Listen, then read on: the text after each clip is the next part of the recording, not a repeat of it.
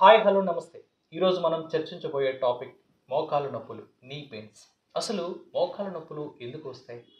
వస్తే ఎటువంటి జాగ్రత్తలు తీసుకోవాలి?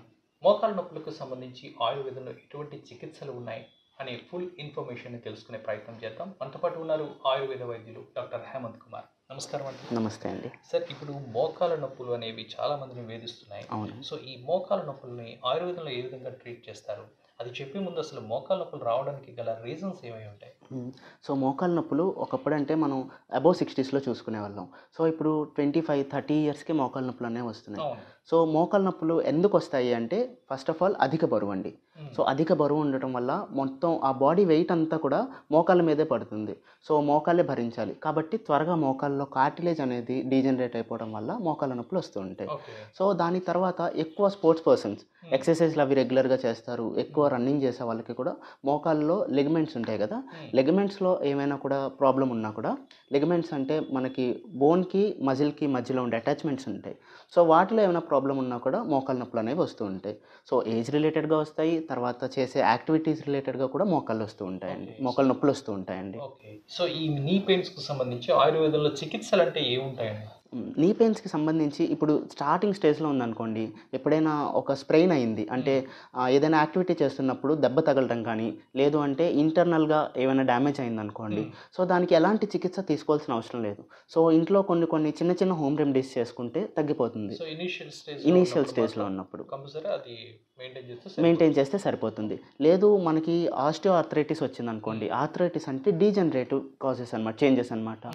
సో డీజనరేటివ్ చేంజెస్ ఎప్పుడైతే వస్తాయో సో మనం దాన్ని 4 గ్రేడ్స్‌లో మెజర్ చేస్తాం. So third grade and fourth గ్రేడ్‌కి వెళ్తే గనక ఖచ్చితంగా కూడా డాక్టర్ సూపర్విజన్‌లో ట్రీట్మెంట్స్ అండ్ థెరపీస్ ఉంటాయి. అవి తీసుకోవాల్సి ఉంటుంది. సో గ్రేడ్ 1 అండ్ 2లో ఉన్నప్పుడు, ఎర్లీ స్టేజెస్‌లో ఉన్నప్పుడు, ఎర్లీ గ్రేడ్ 2 గానీ, లేదంటే లేట్ గ్రేడ్ 2లో గానీ ఉన్నప్పుడు సో ఎలాంటి ట్రీట్మెంట్స్ అవసరం లేకుండా, సర్జరీస్ కానీ ఏం అక్కర్లేకుండా సో ఇంట్లోనే ఉంటూ మనం ట్రీట్ చేసుకోగలమండి. సో మనం తగ్గించుకునే అవకాశం అనేది మనకి చాలా ఉంది. సో ఇనీషియల్ స్టేజ్‌లో ఉన్న వాళ్ళకి ఎటువంటి రెమెడీస్ అనేవి ఇప్పుడు మీరు పరిచయం చేయబోతున్నారు? ఇనీషియల్ స్టేజ్‌లో ఉన్న వాళ్ళకి ఏంటంటే అండి, సో ఫుడ్‌లో కొంచెం చేంజెస్ చేస్తే సరిపోతుంది. ఫుడ్‌లో కొంచెం మనం యాంటీ ఇన్‌ఫ్లమేటరీ లేదంటే కొంచెం స్వెల్లింగ్ తగ్గించే ఏజెంట్స్ ఉండేవి తీసుకుంటే సరిపోతుందండి. సో మనకి అలానే న్యాచురల్ పెయిన్ కిల్లర్ ఏంటంటే మనకి మెంతులు. ఇంట్లో మెంతులు దొరుకుతాయి కదా! సో మెంతులు న్యాచురల్ పెయిన్ కిల్లర్‌గా వర్క్ చేస్తాయి. సో మెంతులు కొంచెం మనం ఫుడ్‌లో ఎక్కువ యాడ్ చేసుకుంటే గనుక పెయిన్స్ అనేవి నార్మల్‌గానే తగ్గుతాయి. రిడక్షన్ మనం చూడొచ్చు. సో అలా కాకుండా మీకు పెయిన్ ఎక్కువుంది, ఇన్‌స్టంట్‌గా రిలీఫ్ కావాలి, ఓల్డ్ ఏజ్ వల్ల వచ్చిన మోకాలు నొప్పులు కావచ్చు, లేదు అంటే ఏదైనా ఇంటర్నల్ ఇంజ్యూరీ వల్ల వచ్చిన మోకాలు నొప్పులు కావచ్చు, లేదంటే ఎక్కువ వెయిట్ ఉన్నారు, అధిక బరువున్నారు, దానివల్ల వచ్చిన మోకాలు నొప్పులు కావచ్చు, లేదు అంటే ఎక్కువ వర్క్ చేస్తారు అంటే స్టెప్స్ ఎక్కడం కానీ, ఎక్కువ మౌంటైన్ క్లైంబ్ చేయడం కానీ, ఇలా ట్రెక్కింగ్‌కి వెళ్ళొచ్చారు, వెంటనే మోకాలు నొప్పులు తగ్గటానికైనా ఇన్‌స్టంట్‌గా తగ్గటానికి మనకి ఆయుర్వేదిక్ కాంటెక్స్ట్‌లో చాలా రకాలైన ఆయిల్స్ చెప్పారు. సో మనం అలాంటి ఒక ఆయిల్ ఇంట్లోనే ప్రిపేర్ చేసుకోవచ్చు. సో ఇంట్లో ప్రిపేర్ చేసుకొని మనం వాడామంటే గనక నైట్ మీరు అప్లై చేసుకొని పడుకోవచ్చు, లేదంటే మార్నింగ్ అప్లై చేయొచ్చు. ఎనీ టైమ్ మనం అప్లై చేయొచ్చు. ఒక హాఫ్ అన్ అవర్‌లో మంచి రిలీఫ్ అనేది కనిపిస్తుంది. సో ఈరోజు మా వ్యూవర్స్ కోసం మీరు అది డెమో రూపంలో చూపిస్తారా? తప్పకుండా చూపిస్తానండి. సో మనం పెయిన్ వెంటనే రిలీవ్ అవ్వడానికి, వెంటనే మోకాలు నొప్పి తగ్గడానికి ఒక ఆయిల్ మనం చేసుకోవచ్చండి ఇంట్లోనే. సో ఆయిల్ ఎలా ప్రిపేర్ చేసుకోవాలి, దానికి కావాల్సిన ఇంగ్రీడియంట్స్ ఏంటి అనేది నేను మీకు ఇప్పుడు చెప్తాను, చూపిస్తాను కూడా.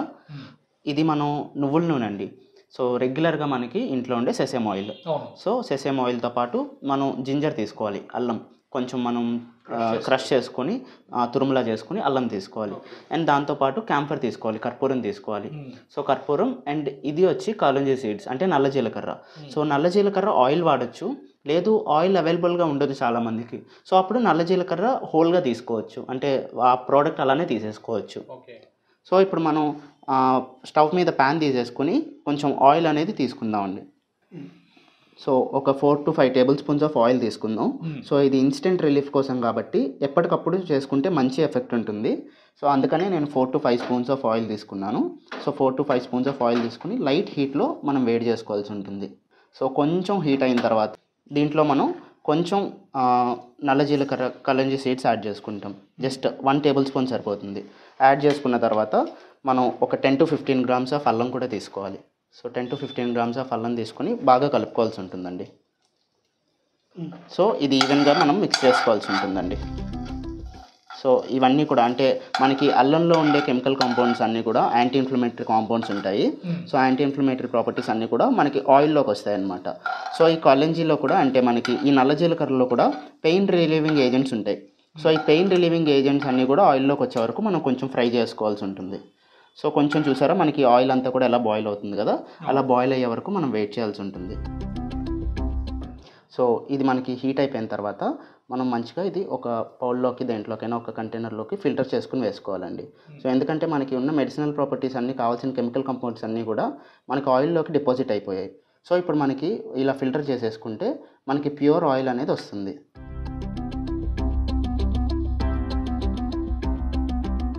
సో ఇప్పుడు మనకి ఆయిల్ రెడీ అయిపోయింది కదా, సో ఆయిల్లో మనం కర్పూరం తీసుకోవాలి. కర్పూరం కొంచెం మనం స్క్వీజ్ చేసేసుకుని కర్పూరం యాడ్ చేసుకోవాలి. అది వెంటనే అందులో డిసాల్వ్ అయిపోతుంది అనమాట ఆయిల్లో కర్పూరం. మనం 2 tablets ఆఫ్ కర్పూరం తీసుకోవాలి, క్యాంఫర్ తీసుకోవాలి. తీసుకొని మనం యాడ్ చేసుకుంటాం. కర్పూరం ఎందుకంటే మనకి స్కిన్కి రిలాక్సింగ్ ఏజెంట్గా పనిచేస్తుంది. సో కర్పూరం డిసాల్వ్ అయిపోయిన తర్వాత మనం ఎప్పుడూ కూడా కర్పూరం లాస్ట్లో ఆయిల్ బాగా కూల్ అయిపోయిన తర్వాత యాడ్ చేసుకోవాల్సి ఉంటుందండి. ఎందుకంటే కర్పూరం ఫైర్ క్యాచింగ్ నేచర్ ఉంటుంది కాబట్టి. సో మనం బాయిల్ చేస్తున్నప్పుడు కర్పూరం యాడ్ చేస్తే మండిపోయే ప్రమాదం కూడా ఉంటుంది.